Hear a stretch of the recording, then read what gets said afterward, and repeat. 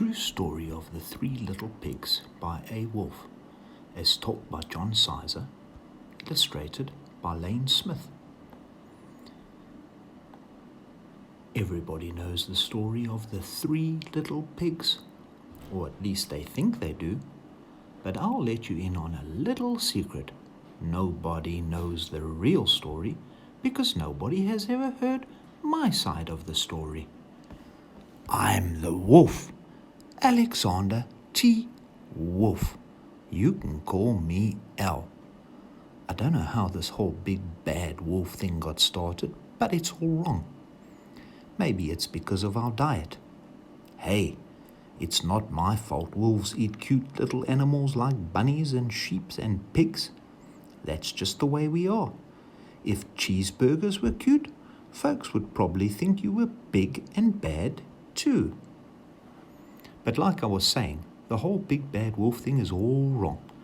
The real story is about a sneeze and a cup of sugar.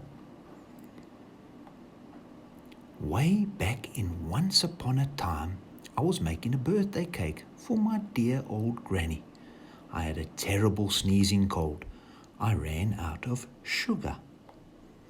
So I walked down the street to ask my neighbor for a cup of sugar. Now, this neighbor was a pig, and he wasn't too bright either. He had built his whole house out of straw. Can you believe it? I mean, who in his right mind would build a house of straw? So, of course, the minute I knocked on the door, it fell right in. I didn't want to just walk into someone else's house, so I called, little pig, are you in? No answer. I was just about to go home without the cup of sugar for my dear old granny's birthday cake. That's when my nose started to itch. I felt a sneeze coming on. Well, I huffed, and I snuffed, and I sneezed a great sneeze. Ew-choo! And you know what? That whole darn straw house fell down, and right in the middle of the pile of straw was the first little pig, dead as an ordale. He had been home the whole time. It seemed like a shame to leave a perfectly good ham dinner lying there in the straw. So I ate it up. Think of it as a big cheeseburger just lying there. I was feeling a little better, but I still didn't have my cup of sugar. So I went to the next neighbor's house. This neighbor was the first little pig's brother. He was a little smarter, but not much. He had built his house of sticks. I rang the bell on the stick house. Ring, ring.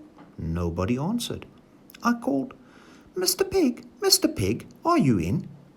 He yelled back, Go away, Wolf. You can't come in. I'm shaving the hairs on my chinny chin.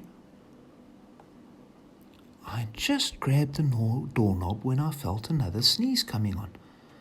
I huffed and I snuffed and I tried to cover my mouth, but I sneezed a great sneeze. Achoo!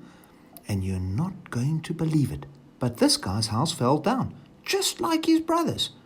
And when the dust cleared, there was the second little pig, dead as a doornail. Wolf's honor. Now you know, food will spoil if you just leave it out in the open. So I did the only thing there was to do. I had dinner again. Think of it as a second helping. I was getting awfully full, but my cold was feeling a little better, and I still didn't have that cup of sugar for my dear old granny's birthday cake. So I went to the next house. This guy was the first and second little pig's brother. He must have been the brains of the family. He had built his house of bricks. I knocked on the brick house. No answer. I called, Mr. Pig, are you in? And do you know what that rude little porker answered? Get out of here, Wolf. Don't bother me again. Talk about impolite. He had probably had a whole sack full of sugar, and he wouldn't give me Even one little cup for my dear sweet old granny's birthday cake? What a pig! I was just about to go home and maybe make a nice birthday card instead of a cake when I felt my cold coming on.